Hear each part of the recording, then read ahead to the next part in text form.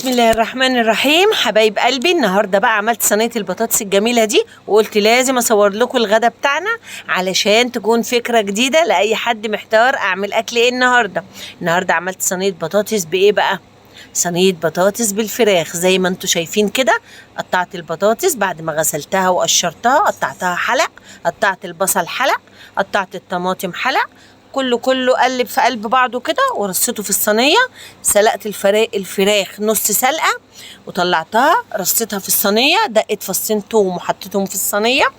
جبت كوبايه عصير طماطم ودلقتها بقى في الاخر على كل الكلام ده ودخلتها الفرن. بصوا بقى الجمال والحلاوه. طبعا ما تنسيش الفلفل الاسود والبهارات السبعه والثوم المهروس، بيدي طعم حلو قوي لصينيه البطاطس. ادي صينيه البطاطس بالفراخ الجميله، هتعجبكم قوي لو عملتوها ان شاء الله. عملت رز بالشعريه، عملت ملوخيه. وايه رايكم في غدانا النهارده؟ يا رب تكون فكره حلوه ويا رب تكونوا بتستفادوا. اللي عنده اي تعليق ولا عاوز اي سؤال يتفضل يسالني. وما تنسيش يا حبيبه قلبي كومنت كده جميل من ايديك الحلوه وتعليق من ايديك الجميله.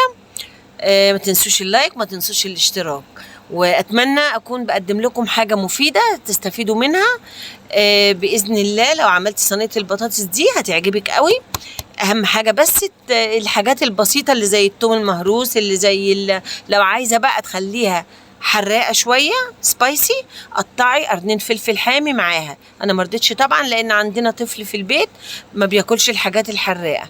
قطعي قرنين فلفل كده حامي، 3 قرون كمان مش هيقول لا، بتبقى حلوه قوي. والطماطم الحلق اللي على الوش ديت بتبقى جميله جدا. جربي وان شاء الله هتعجبك، وان شاء الله طريقتي هتعجبك قوي وهتعمليها على طول.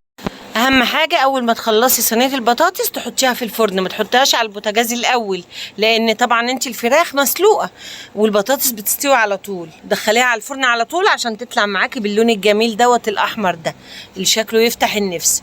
والرز بالشعريه طبعا كل ما بتزودي الشعريه كل ما بيطلع الرز حلو وبيطلع طعمه حلو. وبكده نبقى خلصنا ان شاء الله فيديو النهارده. وعملنا الملوخيه الخضراء الجميله.